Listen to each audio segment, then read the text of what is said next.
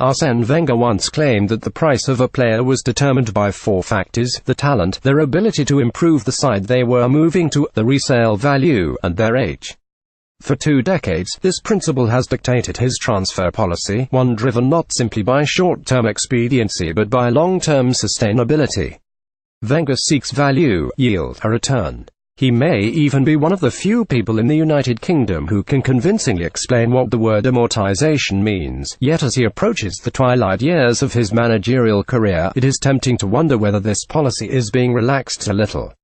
The arrival of 29-year-old Henrikh Mkhitaryan from Manchester United may well be followed in short order by the signing of 28-year-old Pierre-Emerick Aubameyang from Borussia Dortmund.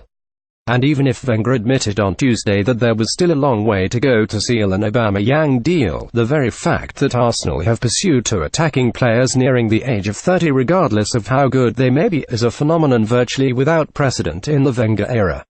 The examples of Petr Cech and Mathieu Debuchy demonstrate that Wenger is occasionally tempted into buying older players, even if his belief that the higher wages, physical decline and minimal resale value make them less appealing prospects. Yet they are very much the exception rather than the rule. If Aubameyang signs, it would be the first time since summer 2012, and the arrival of Mikel Arteta and Andre Santos, that Arsenal have signed on a permanent basis 2 players aged 28 or over in the same transfer window. Mkhitaryan, meanwhile, is the oldest attacking player Wenger has bought this century, since the 31-year-old Dvorsuka was purchased from Real Madrid in 1999, so does this represent a shift in thinking perhaps?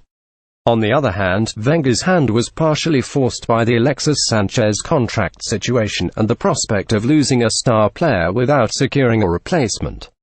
Wenger's insistence that it was good business to exchange a player with 6 months remaining on his contract for one with 42 months remaining was an indication that his preoccupation with value remains intact.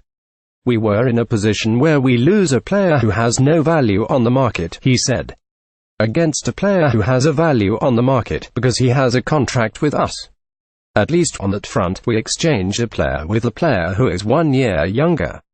So overall, I agree with you. It's better to buy a player who is 23 or 24. But we didn't spend any money here, and we got a quality player."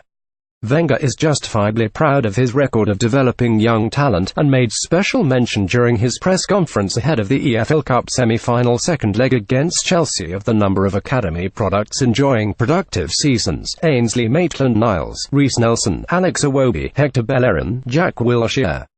"We are the only team with 4 or 5 players in the starting lineup who came from the club," he said. "If you look at the instability now in the Premier League, you don't encourage managers to take gambles with young players.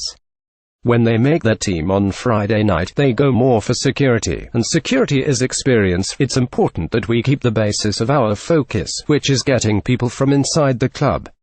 The way football is going is not necessarily to buy players for a huge amount of money, but to have players who care about your club, and have a sense of belonging. I would rather encourage the club to push more the quality of our youth work, rather than going in a way where it's not all about millions, and not so much about values." Wenger is a tireless evangelist for the virtues of young players.